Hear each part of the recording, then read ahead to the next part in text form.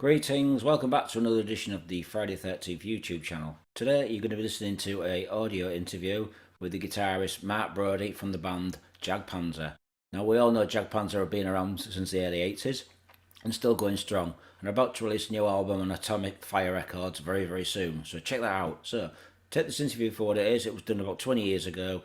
Please share it on social media sites, please comment, let me know what you think. So thanks for watching, be safe, and I'll speak to you all soon. Thanks for watching, metalheads.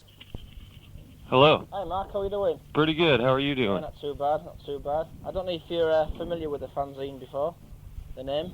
What's the name of it? Friday the 13th. Oh, I've heard about it. Yeah, it's been going for 9 years.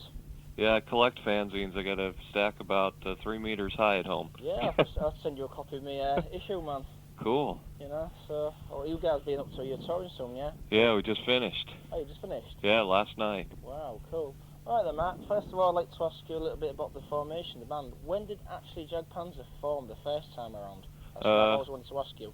1981. We were, teenagers in school, and 3 of us, our singer, bass player, and I, we've known each other since we were like 5 years old. Right.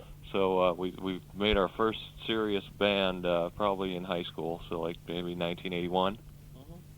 And that was Jag Panzer? Uh-huh. Right, okay. You've had one of your albums, Ample Destruction, has been released so many times with different covers. How many times has this been released? Here's what happened with that. It was released originally just in America in 1983, and then a few years later, somebody from Canada came out with a bootleg, and so in order to stop the bootleg, we signed a deal with Plastic Head over in England to come out with an official release. Then after that ran out, somebody else bootlegged it out of the Netherlands. So then we signed with Metal Blade to do another official release. So we were always, we always did an official release to try and, just to try and get rid of the bootlegs. So I think there's 5 versions of it. Yeah, I think one of them was on Metalcore Records. Yes. Was that the PhD? Yes, yeah, Metalcore, right. Right, okay. And I know it's just on some CDs that I've seen that you've had like bootleg CDs. They've been like Jag Panzer split albums with other various bands. Are you familiar with these? Yeah, I have a bunch of those. What are they? I'm curious. Are they albums or are they just? We did a couple. We've done a few different albums where we've recorded it and we've decided not to release it. We didn't think it was quite good enough, or the songs weren't ready. And somehow the tapes got out, and that's what's on all those bootleg CDs. Oh, right. So what was wrong with these actual songs? We just did them as demos. So, every time we do a demo, we like to do as many songs as we have done. So, even before this album for Century Media, we demoed the whole album. Right. So those songs back then, they were just demos, so they weren't quite ready for the albums. They're just demos, but then someone got a tape, and all of a sudden they're out on a bootleg CD with Dream Theater or somebody. Yeah, I've seen one with Steel Prophet. Right. I saw it at Dynamo Festival. I just kind of wondered what it was. There's just so many of them kicking about. I mean, I've seen so many different covers of Ample Destruction. It's like, it's just unreal. It's expensive. All those bootlegs, man, they cost me about $50 each. Bootleggers don't usually like to give the band free copies. Yeah? Wow. Shit. Okay then, so the lineup, you split up. Yeah. The first time around. Why did you split up the first time around? Well, our singer Harry had a chance to join Riot, and Riot was one of our favorite bands. And just the Tyrant. Yeah. Right. So we thought it was great because we were big Riot fans. So he went to join Riot, and we had a few different singers. And then last year, we always stayed friends, even though he was in other bands. And last year I was working on some songs, and I called him up and I said, "You want to come up and just sing for fun, and we'll have a few beers?" And he came up, and it sounded great, so we sent the tape out, and then I asked him, "Hey, why don't you just rejoin the band?" And he said, "Great." Wow. So what albums on Riot did you play on? Because I've got a couple of Riot albums. He's not on any albums. I've got a demo with him singing with Riot. He's singing like Medicine Man and 2 other songs, I'm not sure. I think my favourite album's going to be Thundersteel. Oh, Thundersteel's a great album. Yeah. I just bought Fire Down Under here on CD while I was on tour. Oh, cool. Excellent. So, then you split up, and then the second time you reformed in Santa Rising Sun. Yes. Why? What happened there? How did you come to reform again and do this album and break up again or whatever? What happened there? We've had like 4 different singers, so it's always the bass player and I, have always been in the band, right. And we've always had different singers, and even when we don't have a record contract, you know, we still like to just jam. You know, we have a few beers, play in the basement, and the singer we had at the time, Daniel Conca, you know, we did a tape with him because we do tapes all the time, and someone sent it to Rising Sun, and we didn't send it to him, and so he called up and said, "Do you guys want to do a record?" It was a real low budget, real small budget, and we said, "Okay, we'll do one." And it wasn't really that successful. A lot of people didn't like it. So I hope you don't mind me criticising the album. I didn't like the singing at all. Yeah, so It sounded like the guy had pals. Oh yeah, you're right. You know, it's just like, it was like, oh man, this is like terrible. You know, the music was okay, but that guy could not sing to save his life. Yeah, that's what everybody tells me. You know? Sorry to say that, I had to say it to you, man. That's fine. You know, it's just terrible. It just let the album down so much. Yeah. The nice packaging, limited edition stencil case. Right. Which I got hold of, and that just let it down. Yeah. So what happened there? Then you did the album. So he quit then after that because we weren't liking his singing, and he wasn't like being in the band, so he just quit, and I just started writing songs myself without a singer, and I found 2 songs I really liked, and that's when I called Harry, and I said, "You want to just sing on these songs, and just for fun?" Mm-hmm. Tell me a little bit about this song, Jeffrey. What is it? What's this all about? Jeffrey Behind the Gates. It says including bonus track. Oh, I think It's Jeffrey. funny, really, I think the lyrics are about a serial killer. I think they're probably about Jeffrey Dahmer. We always let the singer write lyrics, so I'm trying to think what Daniel was talking about. about. A friend called Jeffrey there, anybody? The song, our other guitar player in the band at the time wrote that, so I don't even know what his motivation is behind the song. It's since I didn't write it, it's like I know it's a little different from what we're doing now. But I know it's about Jeffrey Dahmer, and it's kind of a little more heavier song, I think, than we do now. So getting back to Jag Panzer, how many albums did you actually officially release besides Ample Destruction and the last? The first EP, and then we did Ample Destruction, and then Distant Alliance, and then today Forth Judgement. So really 3 albums, 1 EP. Well, that's kind of weird because you've been going such a long time, and you kind of like broke up, and things just haven't gone right for the band until now, I guess. Yeah, you're right. They haven't gone right until now. I think you had somebody in the band who was a jinx. Yeah. You know, keep the jinx out, and then the band will go okay. Now it's looking good though. I mean, Century Media is great, and we good tour, and nice label, and so I think now it's going to look good. Yeah, right. So how many albums did you sell of? Which album was it? The one on Rising Sun. How many did we sell? Yeah, you know what the sale figures were? No, I have no idea. I don't know, 10 maybe? I don't know. Honest opinion. Right, okay then, Mark. My next question is, the band went separate ways after this album. I mean, Joe started doing his instrumental albums with Shrapnel. Yeah. What did you guys do, the rest of them, besides yourself? We got another guitar player after Joey left. Yeah. And I think we've had 2 other guitar players since him, and we still kept in contact with Joe because he was a friend of ours, and so we just got a couple guitar players, and then when we got this Century Media deal, it was just Harry and I wrote all the songs, and then we recorded everything, and then I called up Joey Tafoy and asked him if he wanted to play some solos on the record. And he said great, so we flew him in, and he played all the solos, and we were hoping he was going to do this tour with us if he wasn't able to do the tour, so we had someone fill in for him on this tour. What about the rest of the guys before this album actually came out? I mean, you did the Rising Sun album, then you broke up again. I mean, one guy went to Riot, yeah. Yeah, we still played together. So we didn't have a record deal after the Rising Sun thing, but we still got together and jammed in the basement and stuff. We have the same drummer now for the past 10 years. That's cool. And bass player and I have been in the band forever, and now we're back with Harry and stuff. So. We never really quit playing. I know a lot of people say, well, you broke up then or you quit then. We always still play. There was just a lot of time where we didn't have a record deal there. What do they call him, the Tyrant? Is it anything to do with Judas Priest? No, it's because the first name of the band when we were very young was Tyrant. And right away, Harry ran out and he got Tyrant put on his denim jacket. He spent like $50 to get it done. So when we changed our name to Jag Panzer, he still kept wearing the jacket. And then people thought, they said, well, the band's name's Jag Panzer, so his name must be Tyrant. Yeah. So he just started calling himself the Tyrant then. So that's what everybody called him in our town. Hey, Tyrant. Right then, okay then, Matt. My next question is with the deal with Century Media.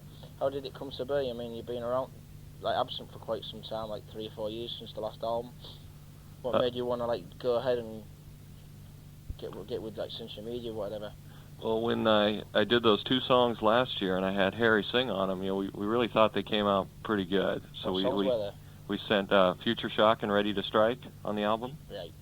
And we sent them out to some journalists we know, and they all called me up and said, man, this is great. Can I send it to some record companies? And I said, sure, And we didn't know we would get a deal as good as Century Media. But some labels started calling. We said, great, well, let's try and get a real good record deal. Right. So we had somebody we know send a tape to Century Media, and then they liked it, and so we worked out the deal. We're really happy. We've never been on a label this caliber. Cool. Who actually signed you? Was it the German office or the US office? U.S. office. Is that Borivor? Yeah, Borivor, yeah. Yeah, I met that guy. He's a bit of a dick. Yeah, a lot of people say that. Yeah, I met that guy and I was like, oh dear. Okay, what other labels approached you, Matt, besides Century Media? I was talking to Metal Blade, just kind of informal. They said they really like the tape a lot. And so we were just kind of talking. We didn't see any paperwork, but then Century Media came through with paperwork, so quit talking. First come, first served. Yeah. Yeah. Anybody else? Steamhammer? Music for Nations or? No, really? And I was talking to Noise a little bit, just briefly. So it was all just everybody seemed to like the tape. So it was just talk at first, but Century Media came through with the kind of deal we wanted, so we just we went with that. Cool. So how do those 2 songs on the demo compare to the album version? Are they the same or are they different? Production's a lot better on the album, but yeah, they're about the same. Yeah. Yeah, we didn't really want to make a whole lot of changes. We spent a lot of time working on the demo. Harry and I spent a couple months on the demo, so we kept them about the same. Right. Okay. So next question is, how long is the deal with Century Media? 6 records. 6 records. Yep.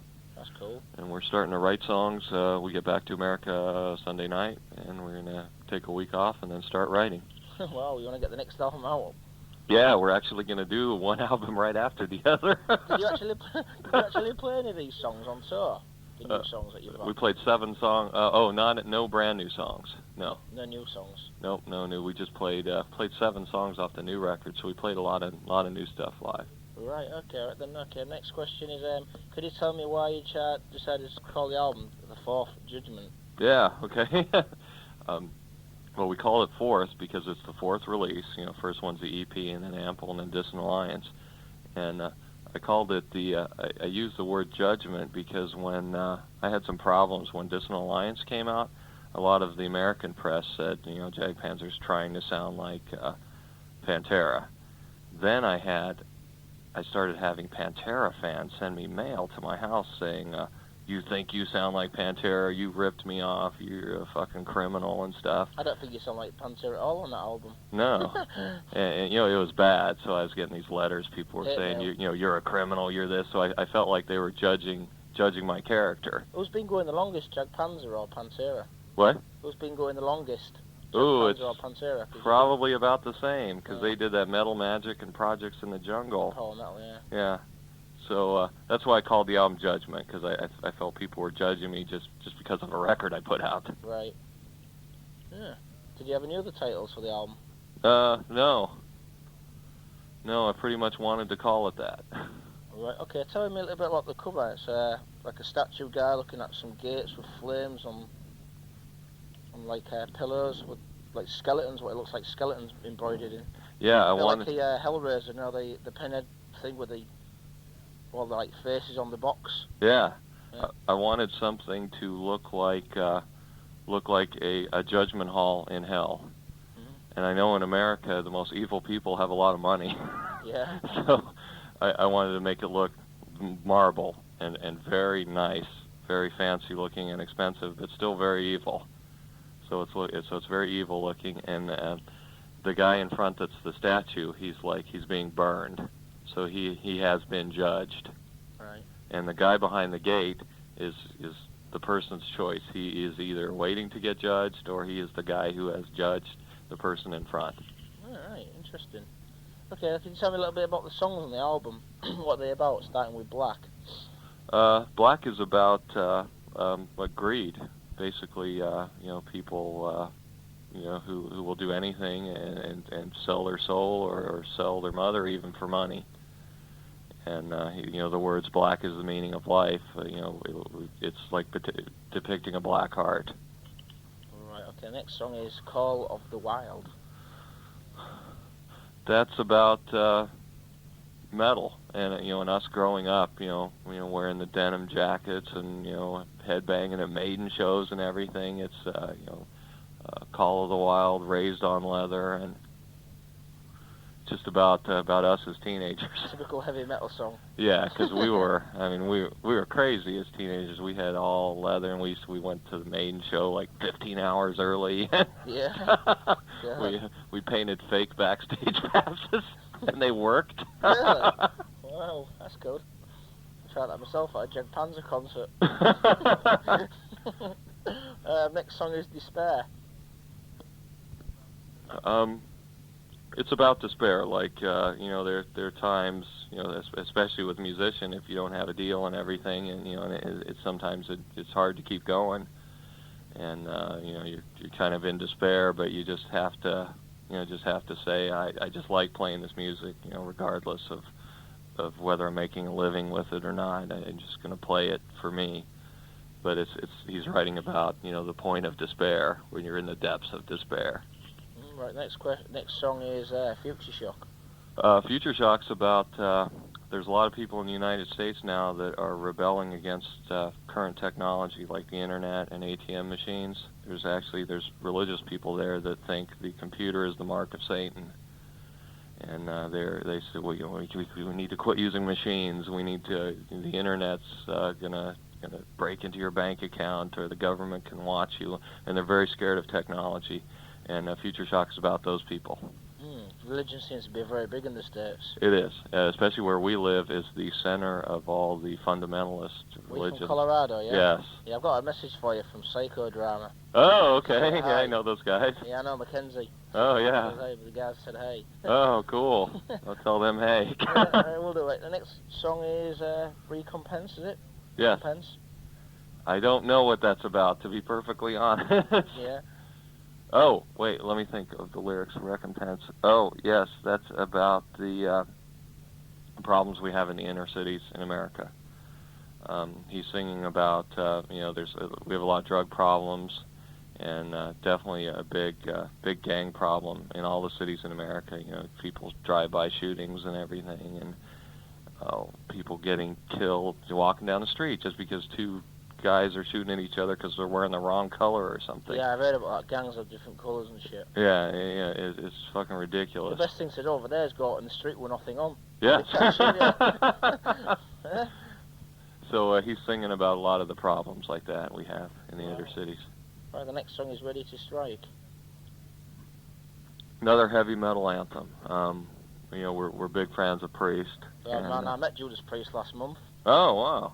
Played some songs off the new album. Cool. Fucking killer, man. It's the best album this year. Oh, man. It's like Painkiller, but heavier. Oh, man, I have to hear it. Yeah, they're really cool guys as well. Never met them. Nah, you will do soon, I guess. Hope so. Yeah. But Ready to Strike's kind of, it's like United, like a Priest United song. It's, real heavy metal anthem type. From the Tyranny. Okay. Okay, could you just explain what it's about, please?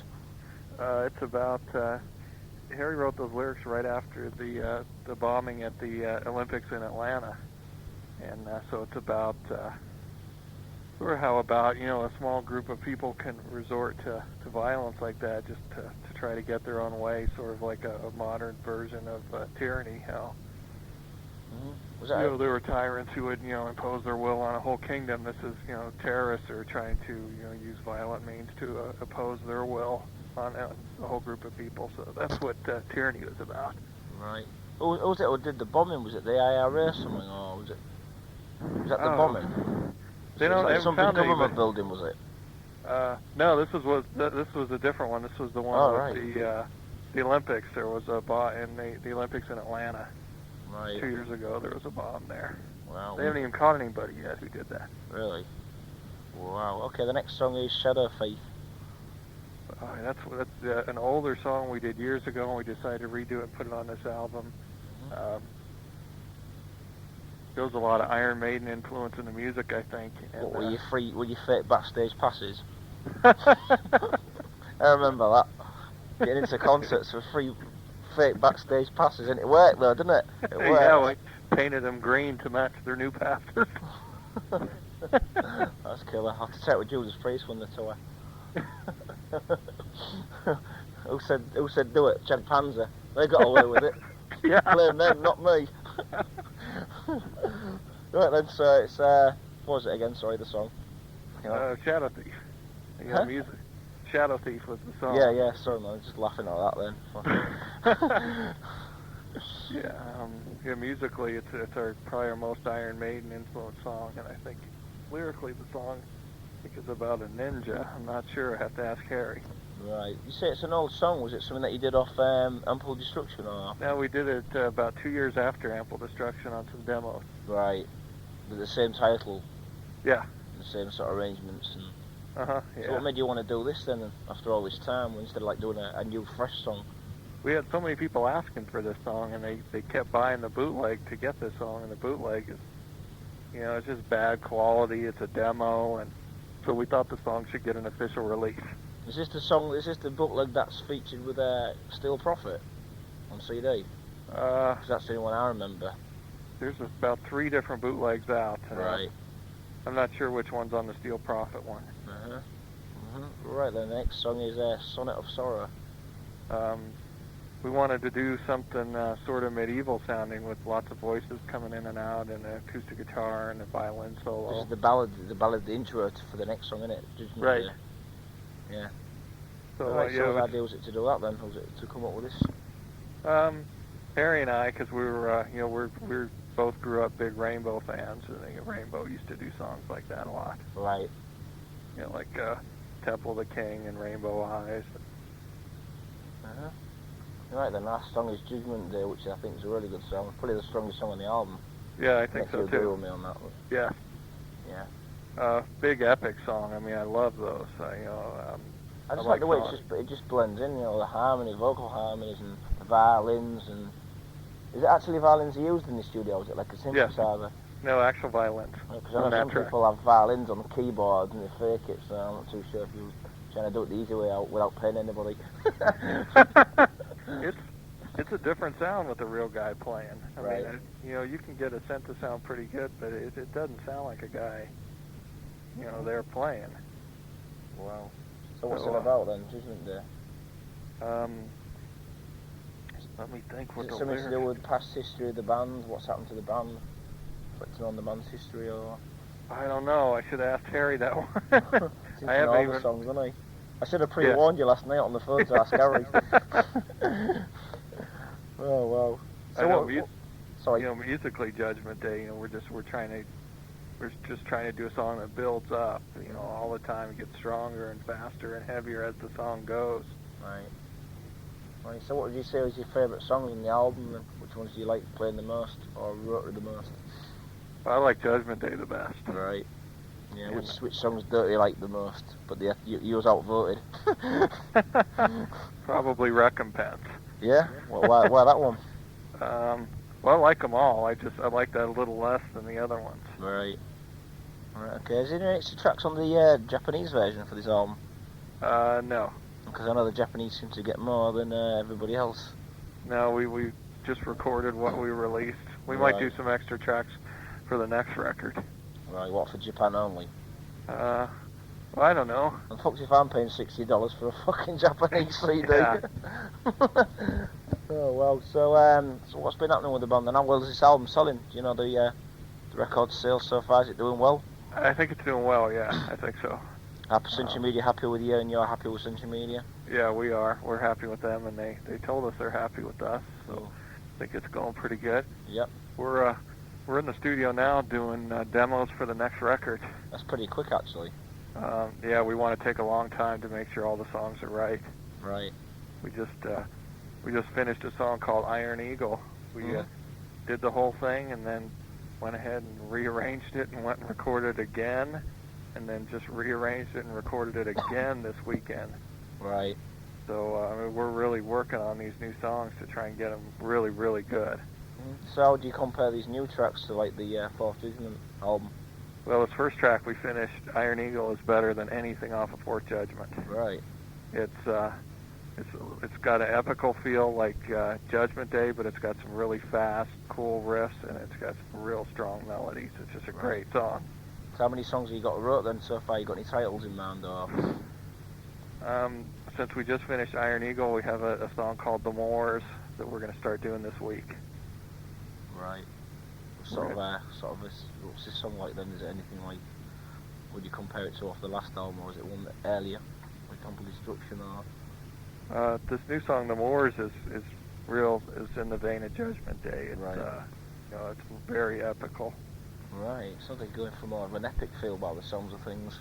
Yeah, I think so. Yeah. Got a keyboard. You got a permanent keyboard player in the band, or is it just somebody else in the band that actually does it in the studio? Or? Yeah, it's me that does it in the studio. Right. Yeah. Right. So what about the new album? Are you going to have is it Joey to follow on guitar again? Special guest or? Don't know at this point. Last with Forth Judgement, he came in and did the guitar solos after we finished everything else. So, right now we're gonna do the same thing. We're gonna finish everything else first before we work on the solos, and then we have to see what his schedule's like, because he's got a busy solo career. Is it really much of him these days? That's the only thing. You haven't seen a Joey to follow album for a while.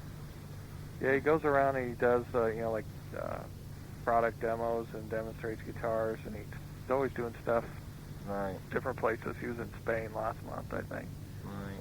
So there's no way you can get him back in the band then? It just depends on his schedule, and just depends on how things work out. Right, because I remember you saying last time you had a standing guitar in for the tour. Right, because he couldn't do the tour yet. Yeah, so is this guy helping you out now, or has he moved on, or? No, the guy that took his place that guy's a great guitar player. Right.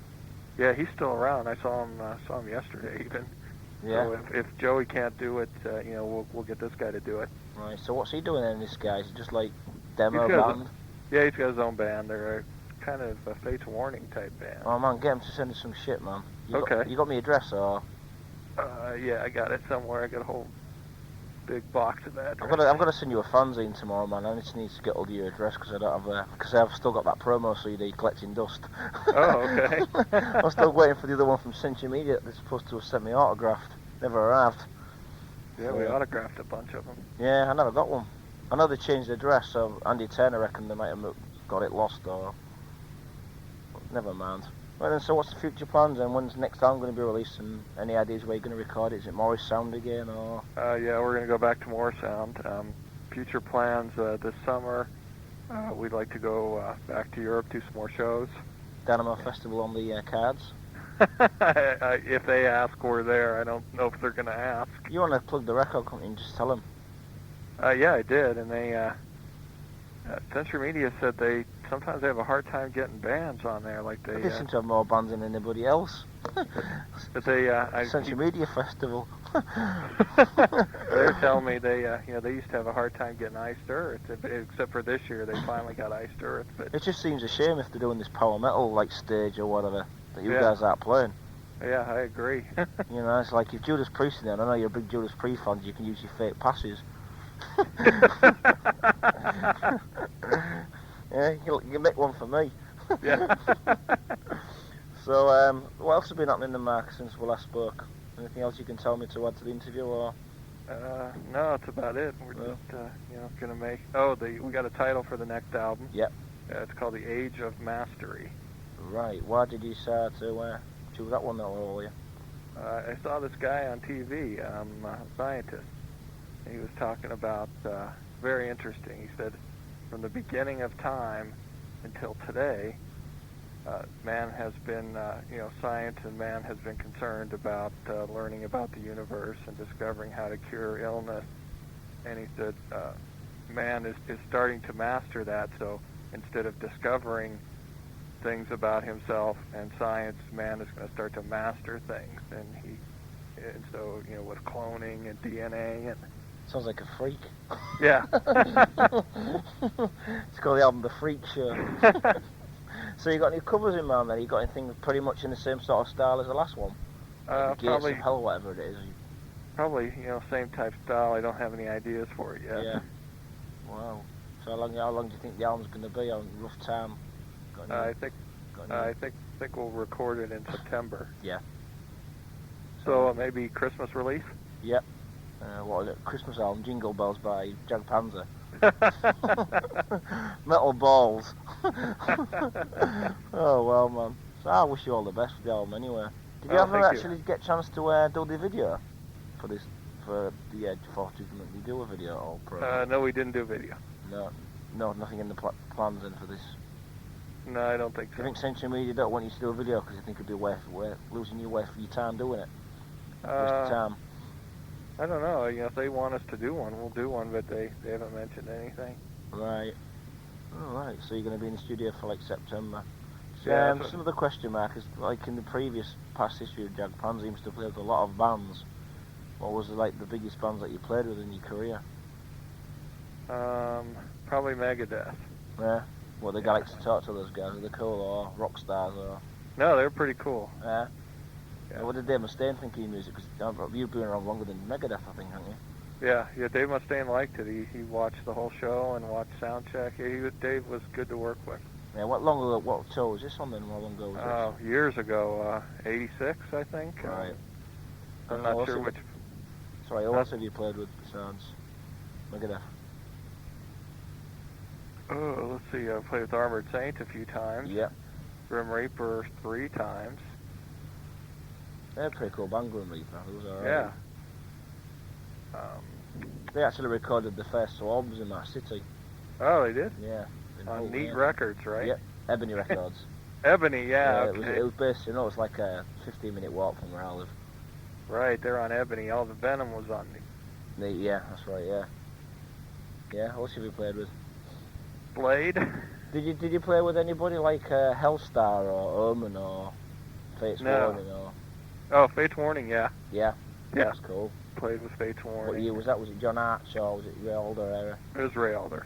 Right. No Exit Tour, I think. Yeah, that's an awesome album, that. That's one of my favourite albums he did. Judas we Priest? played? Nope. Yeah. Iron Maiden, definitely. Free never passes. You must have played with Iron Maiden. Played with Halloween. Yeah? Yeah. Played with a lot of Metal Blade bands at all? Cause like... No, I can't think of any Metal Blade bands. Play with Riot or anybody like that, or... Nope, never played with Riot. Yeah. I would have liked to have played with Riot, or I would have liked to play with Merciful Fate, but never Right. played with them. So what bands would you like to tour with if you're given the chance? Maiden, I wonder why. Yeah. Priest, Manowar, Black Sabbath. Just any good metal band that'll bring in a good crowd. Yeah, right. Do you think how big are you in Europe anyway? You're quite successful over there. Yeah, we're okay. Yeah? Yeah? You're playing bigger than bars then? Yeah, bigger than bars, yeah. Well, alright Mark, I'd like to thank you for doing this interview, updating it for me so I can like finish the interview off. Okay. Have you got anything to say to the readers and the fans? Thanks for supporting, metal in general, and it's good to see some people in England are still listening to metal. Okay, I'll say thanks for the interview, so best of luck with the new album. Okay.